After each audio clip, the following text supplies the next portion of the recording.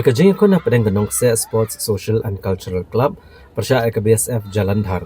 Ke 11th All India Chief Minister's Gold Cup International Football Tournament.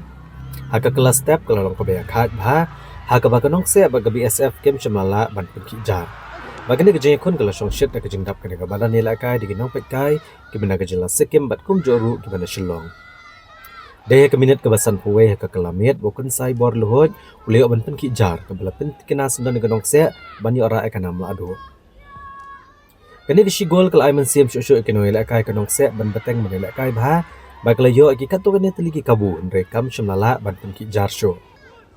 Hagani ke jeng kun ke BSF kala yo thek tang kawi ke kabu ke babyang bha ban penki jar ndre nong up gol kanong se udarap hon talang ulayo menyadaya ke bol ban yo rung chapo ke gol.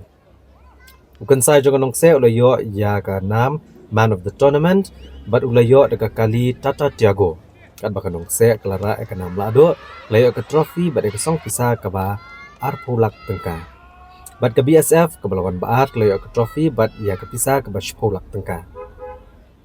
Hagni kelumpung Yakob lakai football kanong se kala penlim nengkong ya ke Sikkim Himalayan Gangtok da ar lakawe. Hadin kani kala penrem ya ke Eastern Railway da Shigol Lanod bat kala penrem da Sawul Lanod ya ke Neroka FC ha ke quarter final. Ha ke semi final kala penrem ya ke Red Panda FC bat ha ke final part kala penlim ya ke BSF da Shigol Lanod ban yo ra sendan ya ke nam lado.